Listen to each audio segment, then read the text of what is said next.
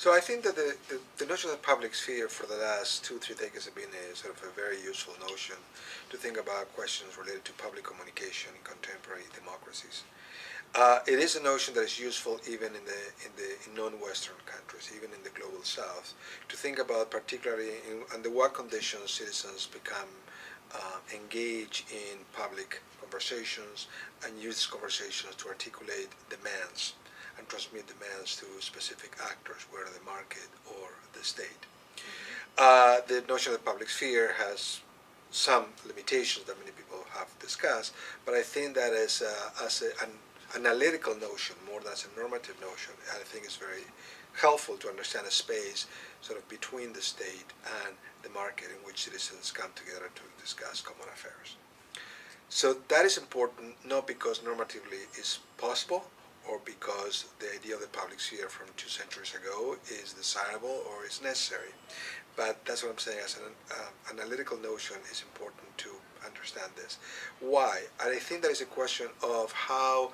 mobilized citizens come together to demand, ask questions, scrutinize the state and the market. And I think in that way it is important.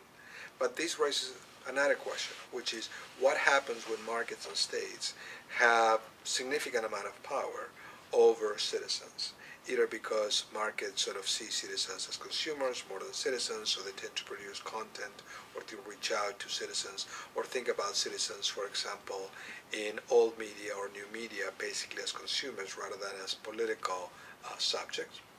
And on the other hand is what happens when states have a sort of tremendous capacity to monitor citizens, rather than citizens monitoring the state, which is the idea of, behind the notion of the public sphere. And this raises sort of some old and some new questions, which is basically who has the power to do what over whom. In that case, and that's, for example, the question today about digital media, is to what extent the potential of digital media to allow citizens to control the states and the markets actually work more towards the benefits of states and market actors to monitor, to control, to follow, to supervise, to sort of follow what citizens are actually doing. Either citizens as consumers, which is what markets typically care about, and states trying to monitor citizens for a variety of sort of reasons, from national security, surveillance, and so on. So I think that the discussion today is basically trying to examine these multiple dynamics between sort of who benefits from the rise of the digital media in achieving sort of these traditional goals of the state, the market, and civil society or the public sphere.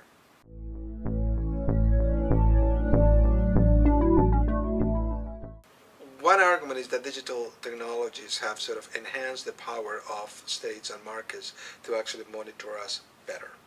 That basically, there is a lot of jokes around about, that the internet is sort of a dream of surveillance intelligence agencies come true,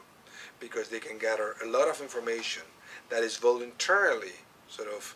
shared by you and I, by everybody else when we log in on Facebook and Twitter and many other platforms. Or that sort of marketers and companies can gather a lot of data about us just because, automatically they follow our sort of habits on social media, right? So that's one side, and that leads to sort of the argument that basically what the digital media has done is perfected a global panopticon in which basically states or markets become the big winners. I think that is true, but it doesn't invalidate the flip side of the argument, which is it is possible also to think that digital media can be used for purposes that are more, if you wish, more democratic, public sphere purposes. So the question is the give and take. The question is whether or not there is a give and take around this.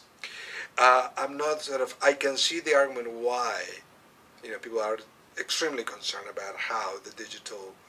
technologies have improved the capacity of markets and states to control citizens, but I'm also sympathetic to the idea that perhaps this technology offers ways to sort of, control what states are doing, what markets are doing. I don't side with sort of the with the idea that this is a one-dimensional process, that this only sort of, favors states and markets, even though there is plenty of evidence actually showing that it's actually happening.